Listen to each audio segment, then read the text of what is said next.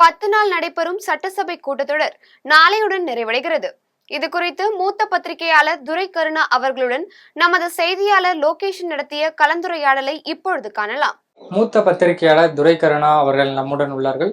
இந்த சட்டசபை கூட்டத்தொடரானது 19ஆம் தேதி தொடங்கப்பட்ட சட்டசபை கூட்டத்தொடர் நாளையுடன் நிறைவடைகின்ற நிலையில் இன்று இப்பொழுது வரை இந்த சட்டசபை கூட்டத்தொடர் எவ்வாறு போய்கொண்டிருக்கிறது, இந்த சட்டசபை கூட்டத்தொடரில் எவ்வளவு முக்கிய தன்மை உள்ளது, எத்தனை கோரிக்கைகள் முன்வைக்கப்பட்டது சார்? இன்னைக்கு முக்கியமா நீட் சம்பந்தமாக அந்த மாநில அரசுடைய அவங்க நீட் வேண்டாம் அப்படின்ற ஒரு அணி தீர்மானம் எடுத்திருக்காங்க. அது எப்படி? தமிழக சட்டப்பேரவையின் கூட்டம் நாளையுடன் முடிவடைகிறது.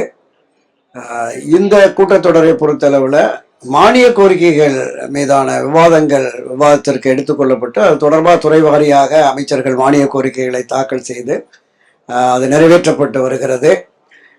இந்த தொடரை பொறுத்தளவில் விதி 110 2 முக்கிய அறிவிப்புகளை முதலமைச்சர் திரு மு க ஸ்டாலின் அவர்கள் வெளியிட்டார். ஏறத்தாழ ஒரு 75,000க்கும் மேற்பட்ட புதிய பணியிடங்கள் அரசு துறையில் நியமிப்பது தொடர்பான அந்த அறிவிப்பு கடந்த 3 ஆண்டுகளில் அரசு துறை மூலமாகவும் தனியார் துறை மூலமாகவும் லட்சக்கணக்கானோருக்கு வேலைவாய்ப்பு வழங்கிய தகவல்களையுமே முதலமைச்சர் வெளியிட்டார். இந்த கூட்டத்தொடரில் பிரதான எதிர்க்கட்சியினுடைய பங்களிப்பு தான் ஒரு கேள்விக்குறியாகவே இருந்திருக்கிறது. முதல் நாள் கூட்டத்தில் பங்கேற்று அவர்கள் இரங்கல் தீர்மானத்தை நிறைவேற்றி அவை ஒத்திவைத்த உடனே சென்று விட்டார்கள். அடுத்த நாளிலே கருப்பு உடை அணிந்து வந்த அண்ணா திராவிட முன்னேற்ற கழகத்தினுடைய உறுப்பினர்கள், பிரதான எதிர்க்கட்சி தலைவர் திரு EPS உட்பட அனைவருமே கருப்பு உடையுடன் வந்து அவையிலே கலந்து கள்ளக்குறிச்சி விஷச்சாராய சாவு குறித்து தாங்கள் அவையிலே பேச வேண்டும் என்று வலியுறுத்தினார்கள். அவையினுடைய மரபு, விதி மற்றும் சட்டத்தின்படி கேள்வி நேரத்தின் போது எந்த அலுவலும் எடுத்துக்கொள்ளப்படாது. கேள்வி நேரம் முடிந்ததும் நீங்கள் பேசலாம். கேள்வி நேரம் முடிந்தவுடனே இதே கள்ளக்குறிச்சி விஷச்சாராய சாவு தொடர்பான கவன ஈர்ப்பு தீர்மானத்தின் மீது விவாதம் நடைபெற இருக்கிறது, அதில் பங்கேற்று பேசலாம் என்று பேரவை தலைவர் திரு அப்பா அவர்களும் அவை முன்னவர் துரைமுருகன் அவர்களும் வேண்டுகோள் விடுத்தார்கள். அவர்கள் ஆனால் ஏற்க மறுத்து அமளியில் கோஷத்தில் ஈடுபடுகிறது. பேரவைத் தலைவர் இருக்கையின் முன்னால் அமர்ந்து தர்ணா போராட்டம் நடத்துவது போன்ற செயலிலே ஈடுபட்டதனுடைய விளைவாக முதல் நாள் அவர்கள் வெளியேற்றப்பட்டார்கள். வெளியேற்றப்பட்ட உடனேயே முதலமைச்சர் குறுக்கிட்டு இந்த முக்கியமான கோரிக்கை தொடர்பான விவாதமும் இதை தொடர்ந்து மானிய கோரிக்கை மீதான விவாதமும் நடைபெற இருக்கிறது.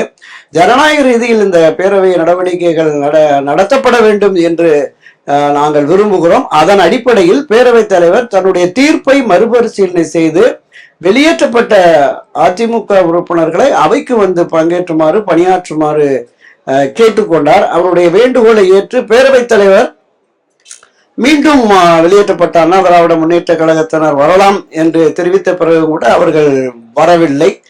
எந்த விவாதங்களிலும் அவர்கள் பங்கேற்கவில்லை. அடுத்த நாளிலும் இதே போல கோஷங்கள் எழுப்பி அதே கேள்வி நேரத்தை ஒத்திவைத்து விட்டு விவாதிக்க வேண்டும் என்றார்கள். ஆனால் ஒத்திவைக்க சட்டத்தில் விதியில் இடமில்லை. எனவே கேள்வி நேரம் முடிந்து உங்கள் பிரச்சனையை பேசுங்கள் என்று மறுபடியும் சொல்லியும் கூட அவர்கள் கேட்கவில்லை. மீண்டும் வெளியேற்றப்பட்டார்கள். அப்படி அவை நடவடிக்கைகளில் பங்கேற்காமல் அவர்கள் வெளியேற்றப்பட்டது 2வது முறை என்பதால் தொடர்ந்து இந்த பேரவை கூட்டத்தொடர் முழுவதும் வெளியேற்ற வேண்டும் என்று அன்றைக்கு அவை முன்னவர் இல்லாத நிலையில் மூத்த அமைச்சர் திரு நேரு அவர்கள் ஒரு தீர்மானத்தை கொண்டு வந்தார்.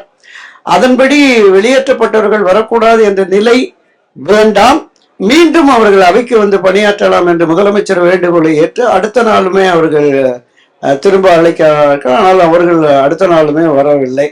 3வது நாள் இந்த பிரச்சனை வருகிற பொழுதுதான் மிகப்பெரிய அளவிலே ரகளை கூச்சல் குழப்பத்தில் ஈடுபட்டு அப்போது வெளியேற்றப்பட்ட பிறகுதான் ஒரு தீர்மானத்தின் மூலமாக இந்த பேரவை கூட்டத்தின் எஞ்சிய நாட்கள் அண்ணா திராவிட முன்னேற்ற கழகத்தினர் பங்கேற்க கூடாது என்கிற தீர்ப்பை அவர்கள் அளித்ததனுடைய விளைவாக அவர்கள் ஒட்டுமொத்தமாக வெளியேற்றப்பட்டு நேற்றைய தினம் வெளியிலே போய் உண்ணாவிரதம் என்று இருந்திருக்கிறார்கள்.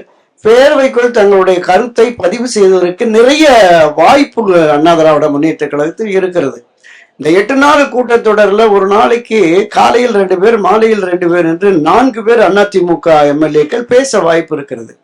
கிட்டத்தட்ட 30-32 பேர் அவையிலே மானிய கோரிக்கை மீதான விவாதங்களில் பேசுகிற பொழுது அவர்கள் தங்களுடைய கருத்துக்களை வலிமையாக பதிவு செய்யலாம். தங்களுடைய தொகுதி பிரச்சனைகள், நாட்டு பிரச்சனைகள், கள்ளக்குறிச்சி உள்ளிட்ட முக்கிய பிரச்சனைகளையும் பேரவையில் பதிவு செய்திருக்கலாம். அதை விடுத்து வெளியே சென்றது என்பது, வெளியேற்றப்பட்டது என்பது பொது வெளிகளில் மக்கள் மத்தியில், ஏன் அண்ணா திராவிட முன்னேற்ற கழகத்தினுடைய நிர்வாகிகள், தொண்டர்கள் மத்தியில் கூட ஒருவித அதிருப்தியை தான் அவர்களுக்கு உருவாக்கி இருக்கிறது. சட்டப்பேரவையில் பிரதான எதிர்க்கட்சி தன்னுடைய பங்களிப்பை சரியாக செய்யவில்லை என்கிற ஒரு நிலைப்பாடு இருக்கிறது. அந்த வகையில் நாளையோடு பேரவை முடிகிறது. பேரவையிலிருந்து வெளியேற்றப்பட்ட உறுப்பினர்களில் 2 பேர் இடம்பெறவில்லை. ஒருவர் பொள்ளாச்சி ஜெயராமன், இன்னொருவர் திரு காமராஜ். காமராஜ் அவர்கள் வெளிநாடு சென்றதாக கேள்விப்பட்டிருக்கிறேன். திரு பொள்ளாச்சி ஜெயராமன் நாளை இந்த விவாதத்தில் பங்கேற்பாரா என்பது தெரியவில்லை. அப்படி பங்கேற்பதற்கான கூடுதல் வாய்ப்பு இருப்பதாகவும் தெரியவில்லை.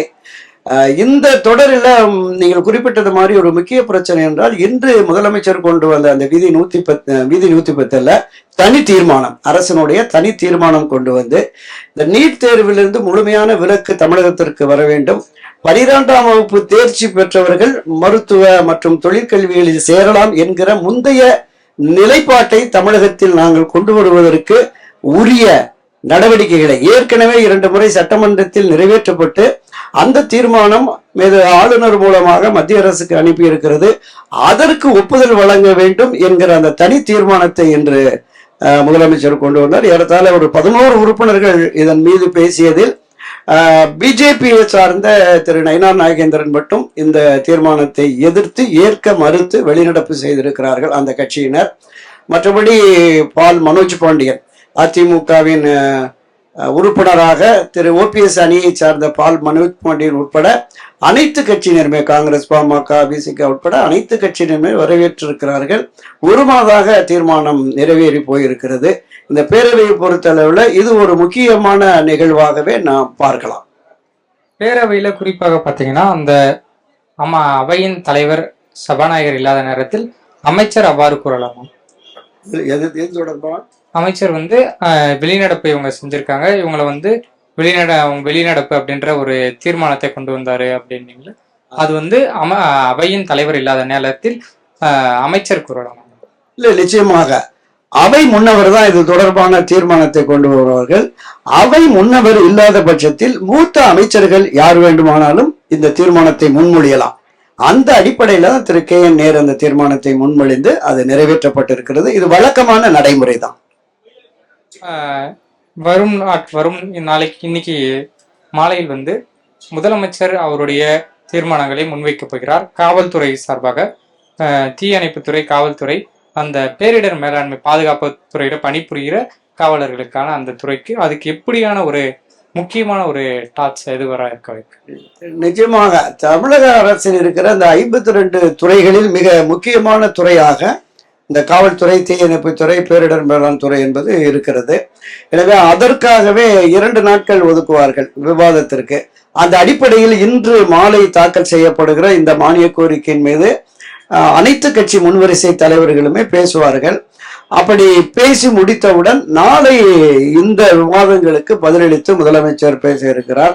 தமிழகத்திலே நடைபெறுகிற சட்டம் ஒழுங்கு பிரச்சனைகள் மற்றும் பல்வேறு முக்கிய பிரச்சனைகள் குறித்து இந்த மானிய கோரிக்கைக்கு பிரதான எதிர்கட்சி தான் ஒரு பெரிய அளவுல அவங்க பேசுவாங்க.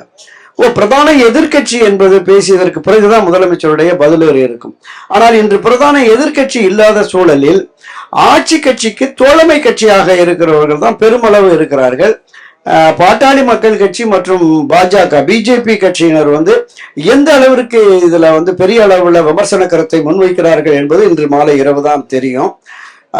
அதை தாண்டி மற்ற கட்சிகள், தோழமை கட்சிகளாக இருக்கிற காங்கிரஸ், கம்யூனிஸ்ட், விசிக, மற்ற கட்சிகள் பெரிய அளவில் இந்த பிரச்சனைகளை குறித்து பேசுவார்களா என்பது ஒரு மிகப்பெரிய சந்தேகமாக தான் இருக்கிறது. எனவே இது மிக முக்கிய துறையான இந்த துறையின் மீது நாளை முதலமைச்சர் பதிலளிக்கிற பொழுது சட்ட ஒழுங்கு பிரச்சனை, மற்ற பிரச்சனைகளுக்கு நிச்சயமாக பதிலளிப்பார். இதை தொடர்ந்து இந்த நீட் விவகாரத்துல தனித்தே இதற்கு முன்னாடியும் சட்டசபையில் அவங்க கோரிக்கையை முன் வச்சாங்க, தனி தீர்மானத்தை முன் வச்சாங்க. இதற்கு மேலே நாளை முடிந்த பிறகு எப்போ சட்டசபை கூட்டம் நடைபெறும் வாய்ப்பு இருக்கிறது? நீட் தேர்வு தொடர்பாக தனி தீர்மானம் நிறைவேற்றப்பட்டிருக்கிறது. இந்த தனி தீர்மானம் ஆளுநர் மூலமாக அனுப்பிவிட்டவுடன் அதுக்கு என்ன பதில் மத்திய அரசு கொடுக்கிறதுங்கிறது தான் மிகப்பெரிய பிரச்சனையா இருக்கிறது. ஏற்கனவே பேரவையில் 2 முறை தீர்மானங்கள் நிறைவேற்றப்பட்ட சட்ட மசோதாக்களை கொண்டு வந்து நிறைவேற்றப்பட்டு அனுப்பியதற்கு மத்திய அரசு செவிசாய்க்கவில்லை.